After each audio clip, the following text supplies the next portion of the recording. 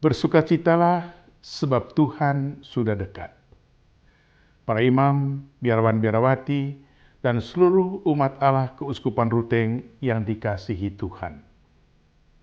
Minggu Gaudete, Minggu Sukacita yang dirayakan oleh gereja sejagat dalam hari Minggu Advent ketiga ini, mengajak kita semua untuk mengangkat nada syukur keharibaan yang ilahi. Sebab dalam peristiwa Natal, Tuhan datang mengunjungi kita umatnya. Dalam peluh keringat perjuangan di tengah dunia ini, dalam keletihan dan terkadang kegagalan dalam hidup kita, kita tidak pernah sendirian. Kita selalu boleh bergayut pada rangkulan lembut kasih-Nya. Sebab Dia adalah Allah yang peduli dan terlibat dalam hidup kita. Allah yang tinggal bersama-sama dengan kita. Dialah Immanuel. Liturgi yang berwarna roseta, merah muda, dalam minggu ketiga Advent, menebarkan dengan indah aura sukacita dan pengharapan ini. Sukacita insani dalam peristiwa Natal ini, hendaknya kita satukan dengan sukacita kosmis. Bukan hanya kita yang bergembira, tetapi alam raya juga bersorak-sorai. Bukan hanya manusia, tetapi biarlah langit bersukacita dan bumi bersorak-sorai. Inilah yang boleh kita rasakan dalam derap Tahun Ekologi Integral 2024 ini. Kita bersyukur atas ziarah bersama Gereja Keuskupan Ruteng dalam gerakan merawat dan mencintai Ibu Bumi dalam tahun ini. Kita bergembira bersama seluruh alam ciptaan atas kesadaran dan gerakan baru peduli dan cinta lingkungan di bumi Congkasai ini. Kita bersimpuh takjub di hadapan Sang Khalik atas kesempatan untuk menari dan mendendangkan gita cinta ekologi yang harmonis, pedagogis, dan sejahtera pada tahun 2024 ini. Benarlah apa yang dikumandangkan Paus Fransiskus. Dunia ini lebih daripada masalah yang harus dipecahkan, tapi merupakan misteri yang menggembirakan untuk direnungkan dengan sukacita dan pujian. Terpujilah Tuhan, Sang Khalik sumber gerakan dan tujuan kehidupan dari semua makhluk. Demikian penegasan Bapak Paus dalam Laudato Si. Para imam, biarawan, biarawati, dan seluruh umat Allah Keuskupan Ruteng yang dikasihi Tuhan. Dalam tahun 2025 yang akan datang, kita ingin terus melanjutkan gerakan ekologis ini dalam tahun pastoral Ekaristi transformatif. Tahun ke-10 implementasi sinodal ini merupakan pula tahun puncak dan penutup rangkaian program fokus pastoral sinode ketiga di Keuskupan kita.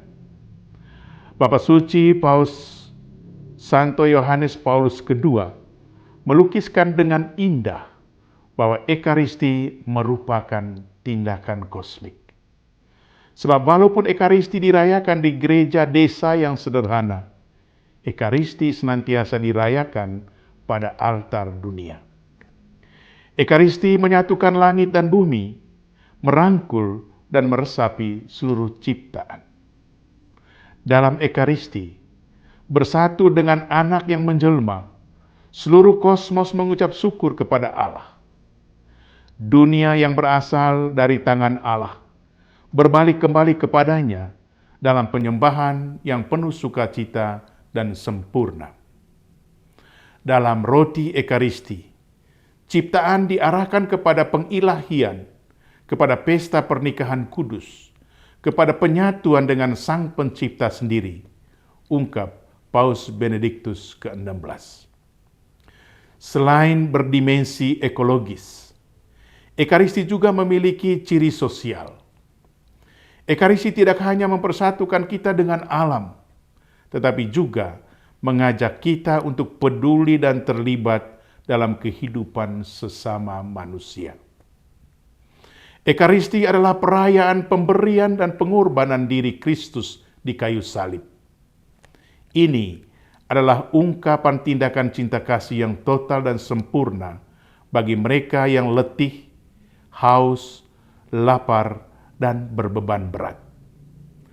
Merayakan Ekaristi berarti terlibat dalam gerak salib Yesus untuk berkorban dan bersolider dengan sesama yang menderita. Dalam kaitan ini, secara khusus saya mengaturkan terima kasih kepada semua umat, paroki, komunitas, dan lembaga di Keuskupan Ruteng yang telah berbela rasa dengan korban bencana Lewotobi di Flores Timur. Ini adalah wujud nyata Ekaristi sosial kita. Di samping aspek ekonomi, kita juga ingin mewujudkan Ekaristi dalam kehidupan sosial politik. Politik adalah ranah untuk mewujudkan apa yang menjadi prinsip-prinsip utama Injil, yakni martabat pribadi manusia, solidaritas, dan kesejahteraan umum, bonum commune. Merayakan Ekaristi berarti diutus untuk memperjuangkan perdamaian, keadilan, dan persaudaraan dalam kehidupan bersama. Para Bapak Uskup Konferensi Wali Gereja Indonesia dalam surat Gembala Natal 2024 mengajak kita semua setelah perhelatan besar demokrasi dalam pemilu, baik itu Pilpres, Pileg, Pilkada, dan Pilkades, untuk bergandengan tangan, mempererat persaudaraan, dan berjalan bersama memajukan negeri tercinta ini.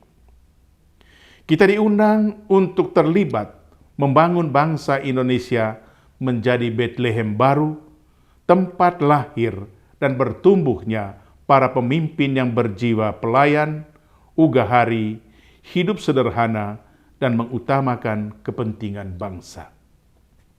Terlebih dalam kehidupan sosial, masih diwarnai oleh pelbagai berita yang menyesatkan, ujaran dan hasutan kebencian, ketidakadilan, kemiskinan, intoleransi, perdagangan orang, praktik perjudian, dan pinjaman online, serta perusakan lingkungan hidup. Umat Katolik diajak untuk membangun kehidupan bersama yang diresapi oleh spirit Natal, damai sejahtera di bumi dan dalam hati kita masing-masing. Tentu, bukan hanya perubahan sosial, tetapi Ekaristi mendorong juga pembaharuan diri. Persatuan dengan Kristus dalam roti Ekaristi dan dalam sabdanya, mengikat keintiman kita dengan Kristus. Dalam Ekaristi, bukan saja masing-masing kita menyambut Kristus, tetapi juga Kristus menyambut kita masing-masing. Yang makan tubuh akan hidup dalam aku. Inilah dasar pertobatan dan pembaruan diri yang tak henti-hentinya. Ekaristi menumbuhkan dan mengembangkan kehidupan setiap pribadi agar semakin menyerupai Kristus dan dibarui terus-menerus oleh kasih-Nya. Justru karena peran yang sangat mendasar inilah, maka Konsili Vatikan II menandaskan bahwa Ekaristi adalah sumber dan puncak kehidupan umat beriman. Seluruh pergumulan hidup kita yang insani dalam dunia yang fana ini terarah kepada persatuan mesra dengan Kristus dalam perayaan Ekaristi. Sebaliknya, melalui Ekaristi, kita dapat menimba kekuatan oasis surgawi untuk berziarah di padang gurun dunia ini. Sungguh, Ekaristi secercah penampakan surga di atas bumi ini. Ekaristi adalah seberkas sinar mulia dari Yerusalem surgawi yang menembus awan sejarah dan menerangi perziaran kita, ujar Paus Yohanes Paulus II. Para imam, biarawan-biarawati, dan seluruh umat Allah Keuskupan Ruteng yang dikasihi Tuhan. Dalam tahun 2024 ini, rahmat Allah mengalir berlimpah kepada keuskupan kita melalui pembentukan Keuskupan Labuan Bajo.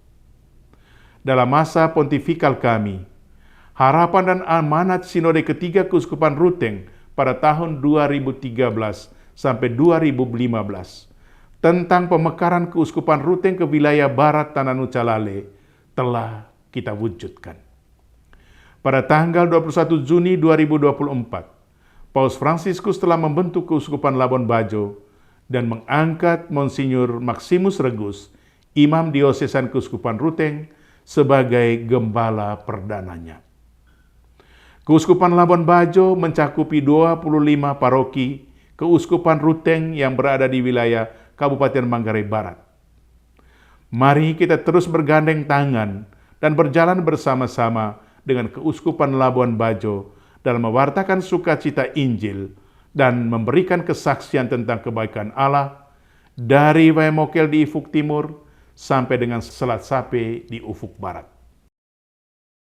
Marilah sekarang kita pergi ke Bethlehem. Itulah tema Natal kita tahun 2024 ini. Bethlehem berarti rumah roti. Yesus adalah roti yang memberi kehidupan kepada dunia. Mari kita merayakan Ekaristi Natal dengan penuh sukacita dan juga dengan setia merayakan Ekaristi pada hari Minggu. Sebab inilah momentum mistik untuk merasakan belas kasihan Tuhan yang memberikan kekuatan dan kebahagiaan sejati dalam kehidupan kita setiap hari. Bethlehem bukan hanya sekedar nama tempat kelahiran Yesus.